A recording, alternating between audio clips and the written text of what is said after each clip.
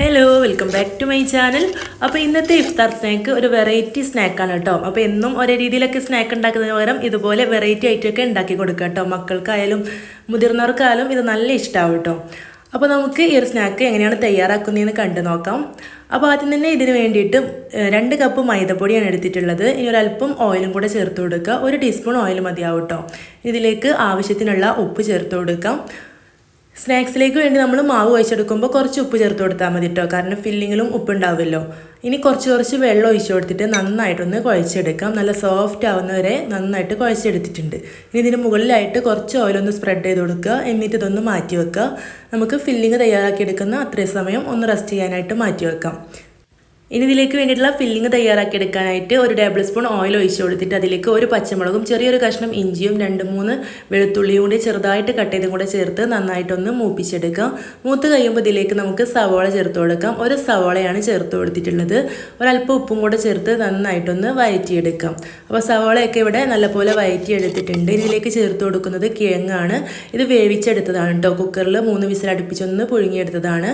ഇതൊന്ന് ഇതിലേക്ക് ചേർത്ത് കൊടുത്തിട്ടുണ്ട്. ഇതൊന്നിങ്ങനെ മിക്സ് ചെയ്ത് എടുക്കുമ്പോൾ തന്നെ നന്നായിട്ട് ഉടഞ്ഞ് കിട്ടും, വേവിച്ചെടുത്തതായതുകൊണ്ട്. നന്നായിട്ട് ഉടച്ചിട്ട് വേണമെങ്കിൽ അങ്ങനെയും ചേർത്ത് കൊടുക്കുക കേട്ടോ.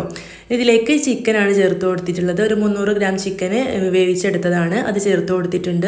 അതിൻ്റെ കൂടെ തന്നെ ഒരു അല്പം ക്യാപ്സിക്കം കൂടെ ചേർത്ത് കൊടുത്തിട്ട് നന്നായിട്ട് മിക്സ് ചെയ്തെടുക്കുക. അപ്പോൾ ഈ ഒരു സമയത്ത് ക്യാബേജോ ക്യാരറ്റോ ഒക്കെ വേണമെങ്കിൽ വെജിറ്റബിൾസ് ചേർത്ത് കൊടുക്കുക കേട്ടോ. ഇതിലേക്ക് 1 ടീസ്പൂൺ മുളക് പൊടി, കാശ്മീരി മുളക് പൊടിയാണ് ചേർത്ത് കൊടുത്തിട്ടുള്ളത്. 1 ടീസ്പൂൺ കുരുമുളക് പൊടിയും 1/2 ടീസ്പൂൺ മഞ്ഞൾപ്പൊടിയും ആവശ്യത്തിന് ഉപ്പും ചേർത്ത് കൊടുത്തിട്ടുണ്ട്. 1 ടീസ്പൂൺ ഗരം മസാല കൂടെ ചേർത്ത് കൊടുത്തിട്ട് നന്നായിട്ട് മിക്സ് ചെയ്യുക. മസാലപ്പൊടികളൊക്കെ എല്ലായിടത്തും എത്തുന്ന രീതിയിൽ നല്ലപോലെ മിക്സ് ചെയ്തെടുത്തിട്ടുണ്ട്. ഇനി ഇതിലേക്ക് ചേർത്ത് കൊടുക്കുന്നത് മല്ലിയിലയാണ്. മല്ലിയില ചേർത്ത് നന്നായിട്ടൊന്ന് മിക്സ് ചെയ്തെടുത്ത ശേഷം ഒരു നാരങ്ങയുടെ പകുതി ഇതുപോലെ ഒന്ന് പിഴിഞ്ഞ് നീരൊഴിച്ച് കൊടുക്കുന്നുണ്ട്. എന്നിട്ട് വീണ്ടും നന്നായിട്ട് മിക്സ് ചെയ്തെടുക്കുക. അപ്പോൾ നമ്മുടെ ഫില്ലിംഗ് ഇവിടെ റെഡിയായി. ഇനി നമുക്കിത് അടുപ്പിൽ നിന്ന് വാങ്ങി വെക്കാം. ഇനി നമുക്ക് നമ്മൾ കുഴച്ച് വെച്ചിട്ടുള്ള മൈദമാവ് ഒന്ന് പരത്തിയെടുക്കണം. അപ്പോൾ നല്ല സോഫ്റ്റ് ആയിട്ട് വന്നിട്ടുണ്ട്. ഇതുപോലെ കുറച്ച് സമയം റെസ്റ്റ് ചെയ്ത് കഴിഞ്ഞിട്ട് വെക്കുമ്പോൾ നല്ല സോഫ്റ്റ് ആയിട്ട് കിട്ടും കേട്ടോ.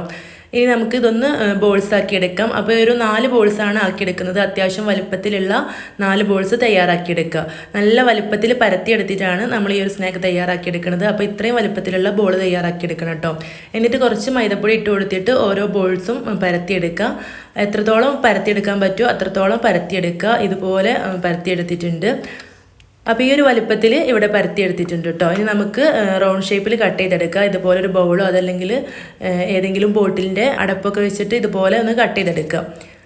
ഇനി നമ്മൾ തയ്യാറാക്കി വെച്ചിട്ടുള്ള ഫില്ലിംഗ് ഇവിടെ എടുത്തിട്ടുണ്ട്. ഇനി കയ്യിലൊരല്പം ഓയിലാക്കിയിട്ട് ഈ ഫില്ലിങ്ങിൽ നിന്ന് നമുക്ക് കുറച്ചാക്കി എടുത്തിട്ട് ഇതുപോലെ ചെറിയ ബോൾസ് തയ്യാറാക്കി എടുത്തിട്ട് ഓരോ അപ്പത്തിൻ്റെയും നടുവിൽ വെച്ച് കൊടുക്കുക കേട്ടോ. അപ്പോൾ ഇതുപോലെ എല്ലാത്തിൻ്റെയും നടുവിലായിട്ട് വെച്ച് കൊടുത്തിട്ടുണ്ട്. ഇനി ഞാനിവിടെ കുറച്ച് ഐസ്ക്രീം സ്റ്റിക്കാണ് എടുത്തിട്ടുള്ളത്. അപ്പോൾ ഐസിൻ്റെ സ്റ്റിക്കാണെങ്കിൽ ഒന്നും കൂടെ പെർഫെക്റ്റ് ആയിട്ട് കിട്ടും കേട്ടോ. എനിക്കിപ്പോൾ ഐസ്ക്രീം സ്റ്റിക്കാണ് കിട്ടിയത്. എന്നിട്ട് ഓരോന്നും ഇതിലിങ്ങനെ ഒന്ന് കുത്തി വെച്ച് കൊടുക്കുക. എന്നിട്ട് ബാക്കിയായ മാവ് ഇതുപോലെ എടുത്തിട്ട് അത് വീണ്ടും ബോൾസാക്കിയിട്ട് പരത്തിയെടുക്കാം. ഇനി നമ്മൾ കുറച്ച് മൈദപ്പശ വെച്ചിട്ടാണ് ഇതൊന്ന് ഒട്ടിച്ചു കൊടുക്കുന്നത്.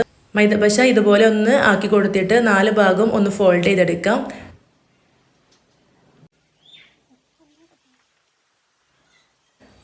അപ്പോൾ ഇതുപോലെ ഒന്ന് ഫോൾഡ് ചെയ്തെടുത്തിട്ടുണ്ട്. ഇനി ബാക്കിയുള്ള 4 ഭാഗം കൂടെ നന്നായിട്ടൊന്ന് പ്രസ് ചെയ്ത് കൊടുത്തിട്ട് ഇതുപോലെ ഒരു ലോലിപോപ്പ് പോലെ ഷേപ്പാക്കി എടുക്കാം.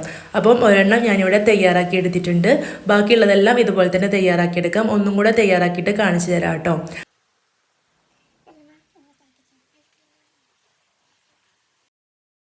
ഈ ഒരു മൈദപ്പശ ചുറ്റിലും ഇങ്ങനെ ആക്കി കൊടുക്കുക. അത്യാവശ്യം ആക്കി കൊടുത്തിട്ട് ഈ ഒരു സ്റ്റിക്കിലേക്ക് ഇങ്ങനെ നന്നായിട്ട് പ്രസ് ചെയ്ത് കൊടുക്കുക. അപ്പോൾ നന്നായിട്ട് തന്നെ സ്റ്റിക്കി ആയിട്ട് നിന്നോളും. അപ്പോൾ ഇതുപോലെ നമുക്ക് മുഴുവനായിട്ടും തയ്യാറാക്കിയെടുക്കാം. അപ്പോൾ ഇത് ഷേപ്പാക്കി വെക്കുന്ന സമയത്ത് പൊടി ഇട്ട് കൊടുത്ത് പ്ലേറ്റിൽ വെച്ച് കൊടുക്കണം കേട്ടോ. അതല്ലെങ്കിൽ ഒട്ടിപ്പിടിക്കും. ഫില്ലിംഗ് ഒക്കെ പൊട്ടി പുറത്തു വരാൻ സാധ്യതയുണ്ട്. അതുകൊണ്ട് പൊടി തൂവിയ പ്ലേറ്റിലേക്ക് വെച്ച് കൊടുക്കുക. ഇനി നമുക്കിത് ഫ്രൈ ചെയ്തെടുക്കാം. അതിന് വേണ്ടിയിട്ട് ചട്ടിയിലേക്ക് ഓയിൽ ഒഴിച്ച് നന്നായിട്ട് തിളച്ച് വന്നിട്ടുണ്ട്.